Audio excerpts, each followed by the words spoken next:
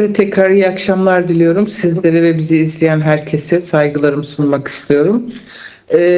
Yani evet, raporlar sunulduktan sonra çokça tartışıldı. Bizce değerli bir tartışma. En azından kamuoyunda bu yönlü eleştirilerin ortak rapor yazım sürecine yansıması açısından ve toplumsal taleplerin o raporda yer alması açısından çok değerli. Şimdi partilerin komisyona sunmuş oldukları raporlar maalesef kendi siyasi tutum belgeleri niteliğinde. Yani bugüne kadar siyasi denklemde Kürt meselesine dair, çözüme dair ya da çözümsüzlük politikalarına dair var olan pozisyonlar ağırlıklı olarak korunuyor. Hani ağırlık diyorum çünkü bazı satır aralarında farklı beyanlar da var. Adeta partiler burada hani biz parti olarak bu meseleye böyle yaklaşıyoruzu ortaya koymuş vaziyetteler. Bu tabii ki tercih ettiğimiz bir mesele değil. Neticede Kürt meselesinin siyasi angajmanlar dışında, siyasi araçsallaştırma dışında, siyasi suistimal dışında bir perspektifle çözümü gerektiği noktasında komisyonda da çokça konuşma yaptık ve kamuoyuna yapmış olduğumuz açıklamalarda da bunun meselenin araçsallaştırılmaması gerektiğini ifade ettik ama raporlar bunun hani çok da böyle olmadığını aslında bir yönüyle ortaya koymuş oldu. Ama dikkatinizi şuna çekmek isterim. Dün iki akademisyen geldi ve içerik analizini sundular bizlere, özetini sundular. O özet şu anda erişilebilir mahiyette bir özet. Meclis sitesinde var. Mesela o içerik analizinde partilerin komisyona sundukları rapor dışında çok geniş bir perspektifi içeriyor ve çok kıymetli bir çalışma ortaya çıkmış açıkçası. Komisyona gelip gelen çok farklı toplumsal kesimlerden, kurumlardan, akademisyenlerden, hukukçulardan, mağduriyet yaşayanlardan, ailelerden insanların konuşmalarını bilimsel tekniklerle analiz etmişler ve orada toplumsal barış, hukuk, adalet, eşitlik ve Kürt meselesinin barışı meselesi çok net bir şekilde ve ağırlıklı olarak ortaya çıkıyor. Açıkçası bu içerik analizi komisyona sunulan raporlardan çok daha önde ve çözüme daha çok hizmet edecek nitelikte. Bu nedenle raporlara takılmadan derken tırnak içinde söylüyorum. Asıl bundan sonra hazırlanacak olan ortak raporda asıl meseleyi yoğunlaştırmamız gerektiğini ifade etmek istiyorum. Bir şey sorabilir miyim? Bu içerik analizini sunan akademisyenler sadece DEM Parti'ye mi sundular yoksa komisyonun bütününe mi bir içerik analizi? Bütün komisyona sundular. Bütün komisyona resmi toplantıda sundular. Sorularımız oldu, katkılarımız oldu ve orada da ifade ettik. Yani partiler maalesef işte diyelim ki AKP Kürt meselesinin olduğunu utangaç bir şekilde ifade ediyor. İşte kendince terör ve Kürt meselesi ayrıdır diye ifade ediyor. MHP hiçbir şekilde Kürt meselesinin varlığını kabul etmiyor ve Cumhuriyet'in kurucu kodlarına hani bugüne kadarki yaşananlara sahip çıkıyor. Demokratikleşme her iki partinin raporunda da yani çok dile getirilmiyor. Yani çok dolayısıyla ifade ediliyor. CHP ise zaten bir cümleyle ifade ediyor. Demokratikleşme diyor. O da Kürtçül bir demokratikleşme diyor aslında. Çok özetle ifade etmem gerekirse. İşte kıyıdan köşeden Beşnolu cezaevinin müze yapılması, işte Nevruz'un bayram ilan edilmesi gibi hani birkaç başlık var. Demokratikleşme başlığı adı altında ama silah bırakan militanların Türkiye'ye dönüşü ne dair bir yasa önerisi yapmadığı gibi bu konuda adalet bürokrasisini bekleyeceklerini ifade ediyorlar. Zaten kamuoyuna da bu yönlü açıklamalar yaptılar. Bu da tabii ki genel olarak totalde tabii ki talihsiz bir durum. Yani komisyonun bu kadar 20 toplantıdan sonra böyle olmasını tercih etmezdik. Yani Sayın Özgür Özel'in yaptığı açıklamalardan sonra Kürt sorununa ilişkin bir takım çıkışları oldu. Ondan sonra CHP'nin bu raporu sizde bir hayal kırıklığı mı yarattı? Yani DEM Partili üyelerde?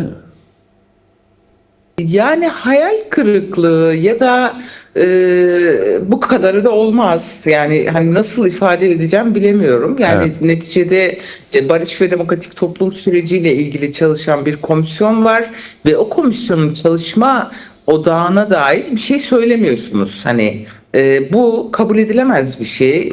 Bu hem hayal kırıklığı hem moral açıdan çok ciddi bir tepkiyle karşılaştı. Yani gittiğimiz her yerde halklar da açıkçası buna dair tepkilerini ifade ettiler. Zaten bir kırılma yaşanmıştı. İmralı'ya gidişte işte son güne kadar bekleyip son gün biz heyete katılmayacağız beyanları CHP'nin ve Yeni Yol'un. Bu da sonrasında böyle gelince hele hele iktidara namzet bir ana muhalefet partisinin bu konuda bir çözüm önerisi sunmadan adalet bürokrasisini bekliyorum demek aslında iddiasının ne kadar zayıfladığını gözler önüne seriyor ya da bunun farkında değil. Evet. Tabii ki biz bütün bunlara rağmen ana muhalefetin mutlaka bu süreçte olması gerektiğini her zaman söyledik ve bundan sonra da söylemeye devam ediyoruz. Çünkü bu bütün partilerin, bütün yurttaşların ortak meselesi ve hepimiz bu meseleden güçlenerek çıkmalıyız. Güçlenmenin yolu da bu konuda sorumluluk almaktır, bu konuda öneriler yapmaktır, bu konuda mücadele etmektir. Evet. Şimdi az önce içerik analizden bahsettiniz de orada bir şey daha sormak istiyorum. Yani pozitif olarak değerlendirdiniz. Yani partilerin sunduğu rapordan öteye bir analiz olduğunu söylediniz. Bu içerik analizi komisyon açısından bağlayıcı bir özelliğe mi sahip yoksa bir yol haritası mı oluşturuyor? Bir perspektifi sunuyor? Partilerin reaksiyonu nedir bu içerik analize yönelik? Yani şöyle neticede komisyonda yaptığımız faaliyet bir dinleme faaliyetiydi. Gizli toplantılar ve akademisyenler hariç soru da sormadık. Sadece bazı toplantılarda görüşlerimizi ifade ettik. Neticede bu dinlenenler bütün partilerin ortaklaştığı bir liste üzerinde oldu. Hiçbir partinin tek başına önerdiği herkes dinlenmedi. Yani bir anlamda uzlaşıldı ve bu dinlemelerde tabii ki önümüze bir perspektif konulması, bir yol haritasını şekillendirmek için bu dinlemeler yapıldı. Yoksa komisyon hiç dinleme yapmadan da siyasi tutum belgeleriyle yoluna devam edebilirdi. Ama hiçbirimiz bunu tercih etmedik. Önemli olan bu meselenin toplumsallaşması, çözümün ve barışın toplumsallaşması meselesi. Bence hem yönergemize göre hem komisyonun çalışma prensiplerine göre hem de meselenin ağırlığına göre tabii ki bu içerik analizi çok etkilidir. Yani yazım komisyonu ortak raporu yazarken yapmış olduğumuz dinlemeleri bu içerik analizine dikkate almak durumundadır. Aksi halde biz boş bir iş yapmış olacağız. Bunu da hiç kimse kabul etmez, bunu tercih etmez. Zira yani Türkiye tarihinde ilk defa güvenlik kodları dışında siyasi zeminde Kürt meselesini tartışıyoruz ve bu içerik analizinde çok net bir şekilde rakam tam aklımda değil ama %60'a yakın 60 oranında toplumsal barış, Kürt meselesi adı konularak adalet, eşit yurttaşlık meseleleri öne çıkmış vaziyette. Evet. Tabii konuştuğumuz mesele Kürt sorunu. Kürt sorunu bugünün bir sorunu değil. 200 yıllık bir meseleden bahsediyoruz. Son 100 yıl Cumhuriyet tarihinde birçok çatışmaya, isyana neden olmuş bir meseleden bahsediyoruz. Şimdi böylesine bir masa kurulmuş durumda. İyi ve kötü bir komisyon var, bir trafik var, bir görüşme trafiği var. Siz bu bir yeri değerlendirdiğiniz zaman şu anda sürecin karşı karşıya kaldığı riskler bakımından ne demek istersin? Bugün riskler ne kadar risk var daha doğrusu bu sürecin başarıya ulaşması için? Hangi riskleri birinci sıraya koyuyorsunuz?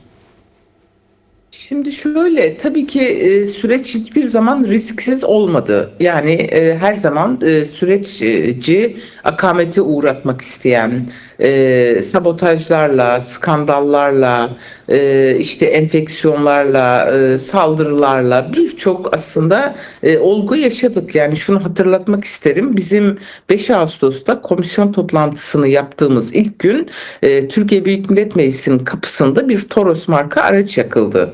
Yani bu çok böyle gündemde geniş bir yer Evet. almadı ama bugüne kadar da yani bazı odaklar bilinçli bir şekilde bu süreci akamete uğratmak için ciddi bir çaba içindeler. Hele hele son bir haftadır zaten bu konuda çok fütursuzca işte ırkçılık, nefret söylemi, cinsiyetçi söylemler biliyorsunuz geliştiriliyor. Aslında bu da örgütlendirilen bir şey. Belirli odaklar tarafından bu sürece karşı oluşan desteği zayıflatmak ve bu sürecin başarıya ulaşmasını engellemek için. Bu yönüyle bu riskler bitmiş değil ve biz her zaman şunu ifade ettik. Yani bu sürecin başarıyla sonuçlanması için inşa aşamasında toplumsallaştırmayı ve halkın rızasını almayı önümüze temel hedeflerden biri olarak koymalıyız. Yani biz parti olarak, Halkların Demokratik Kongresi olarak bir yıldan fazladır, yani süreç başladıktan önce başladık bu mesele. Mesela biz HDP'de barış için 1 milyon imza kampanyası açmıştık kongre kararıyla. Bunu yapmalıyız. Fakat bütün partiler aynı oranda maalesef çalışmadı. Yani bununla ilgili, toplumsallaşma ile ilgili, bu süreci anlatmakla ilgili yeterli bir çalışma olmadı. Yeterli bir hızda devam etmedi. 20 toplantı yaptık. Oysa ki daha kısa bir sürede bu toplantılar tamamlanabilirdi. Bundan sonraki riskler de işte bu darbe mekanikleri dediğimiz Sayın Öcalan'ın görüşme notlarında habitus diye ifade ettiği o ezberler, o bazı statükoculuk, geçmişe sahip çıkmak, inkara sahip çıkmak, Kürt halkını reddetmek, buna benzer birçok tabii ki algı operasyonuyla karşı karşıyayız. Evet. Ama tabii ki bu meselede biz riskleri görerek bu yola devam ediyoruz. Çünkü en büyük risk bu sürecin sona ermesidir. Başarıya ulaşmadan yarıda kalmasıdır. Peki Rojava ve Suriye dosyası burada nasıl bir rol oynuyor? Çünkü sanki Suriye'de sorun çözülmezse bu sürecin devamı ve hatta hızı Suriye ve Rojava göre ayarlanmış gibi geliyor bana. Yani hatta öyle bir fikriyat da var. Bu anlamda sürekli gelişmeler bu süreci nasıl hızlandırabilir veya akamete uğratma değil miyim de durdurabilir diyelim. Bu konuda tabii ki çok uzun değerlendirme yapmak lazım. Programın süresi yetmez ama ben çok kısaca Evet. şunu ifade etmek isterim.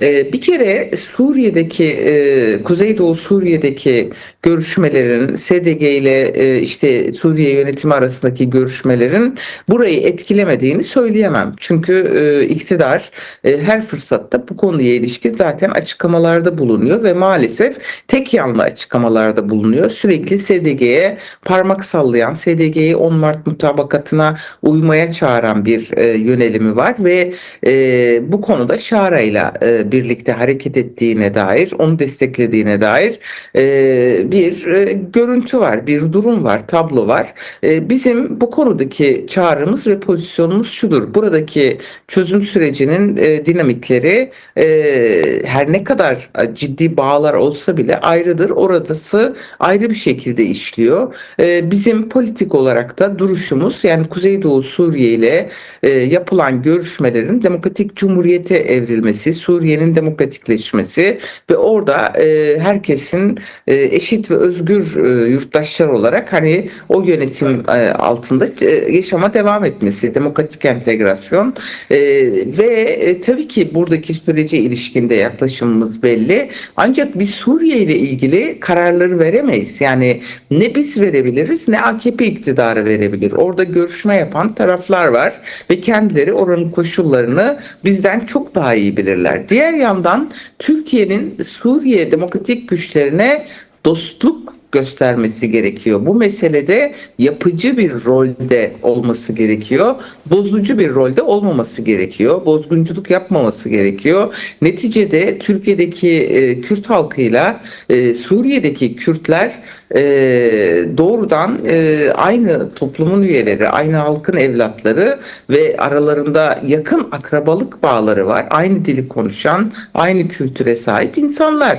Bu yönüyle işlerine geldiğinde işte Türkiye'dir sizin devletiniz diyorlar ama diğer yanda milyonlarca insanın yaşamını ilgilendiren bir meselede karşıda yer almalarını asla arzu etmeyiz ve buna ilişkin çokça da söz kuruyoruz. Ama etkiliyor. Yani bunun etkilediğini biliyorum. Bu Gözleminiz de doğru bir yönde. Bu son dönemlerde yani hem Hakan Fidan'ın hem Savunma Bakanı'nın hem AKP sözcülerinin böyle Kürtlere, Rojava'ya parmak sallaması, tehdit etmesi, hatta askeri operasyondan bahsetmesi süreç bakımından bir başka bir atmosfer mi oluşturuyor?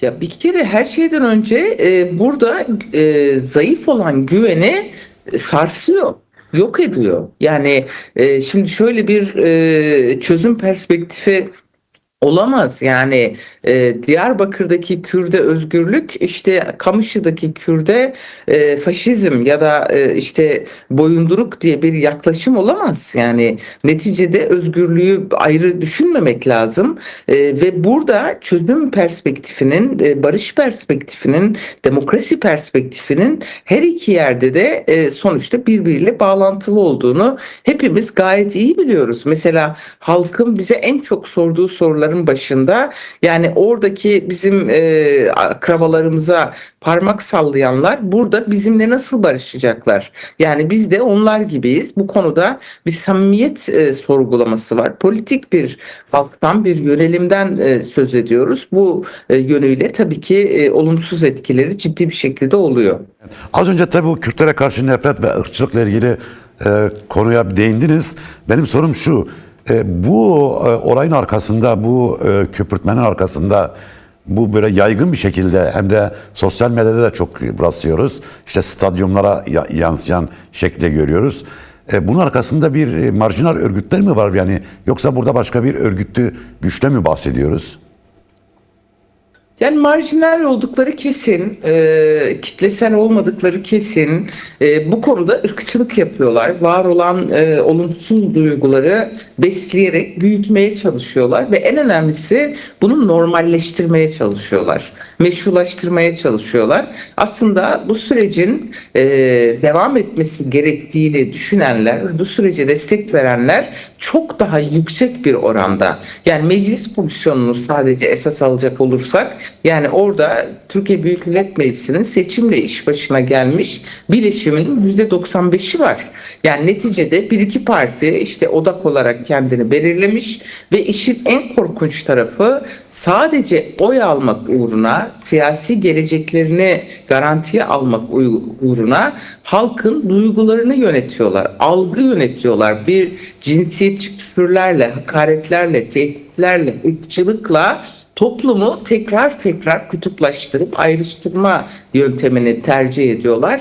Bu nedenle bizlerin sesinin ırkçılığa karşı, cinsiyetçiliğe karşı, faşizme karşı çok daha gür çıkması gereken bir zaman dilimindeyiz. Evet. Peki bu nefret ve ırkçılık söylemleri yani nasıl söyleyeyim, insan kelime de bulamıyor doğru söylemekte. Kürt toplumunda Kürtlerde nasıl bir etki yaratıyor? Nasıl bir karşılık buluyor? Bir tepkiyle, büyük bir tepki ve öfkeyle karşılanıyor. Yani bu konuda hiçbir şekilde buna tahammül edilemiyor.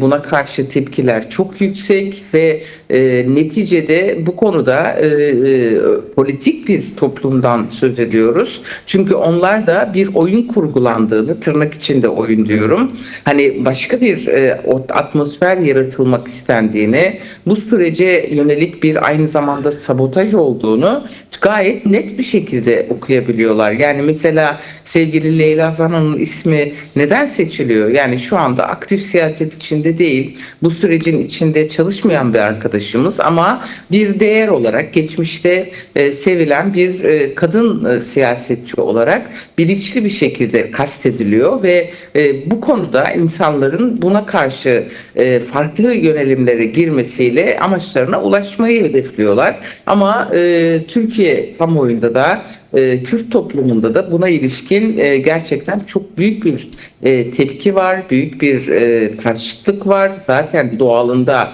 var ama bunu istedikleri mecraya çekmemeleri için, sağduyunun galip gelmesi için de tabii ki çabalıyoruz ama asla bunu sineye çekmiyoruz, bunu yutmuyoruz. En sert ve net haliyle de gerekli tepkimizi ortaya koyuyoruz.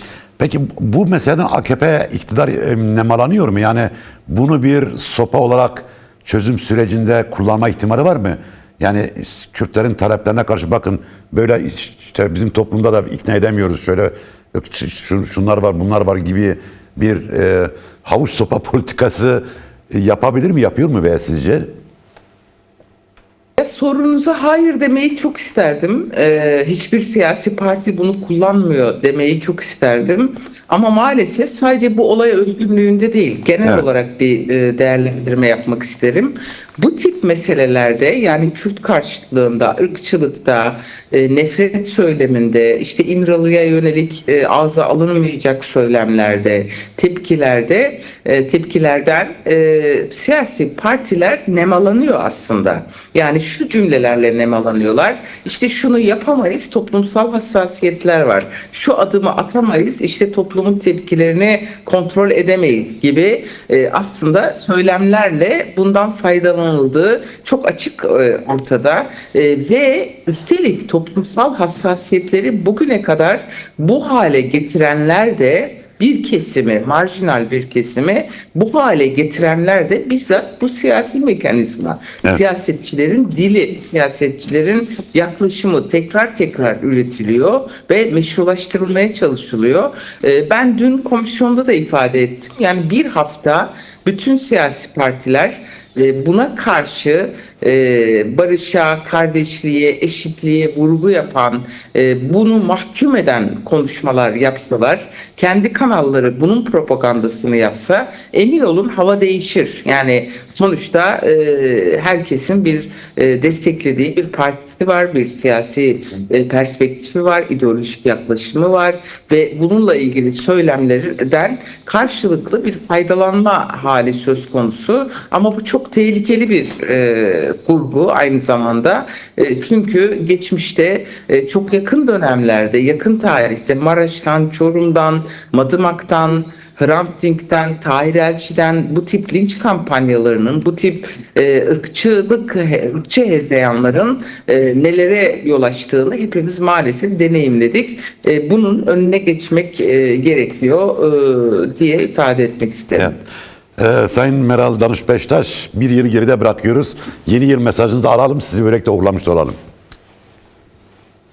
Ya ben yeni yılda hakiki anlamda bir barışa yakalamayı umut ediyorum. Demokratik bir toplum inşasında mesafe almayı diliyorum.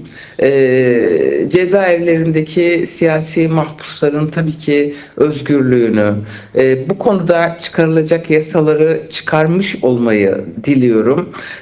Ve herkese barış içinde özgür, sağlıklı, nice yıllar diliyorum. Evet, çok teşekkür Sizin ederiz. televizyonunuza da çalışanlara da tabii ki iyi seneler diliyorum.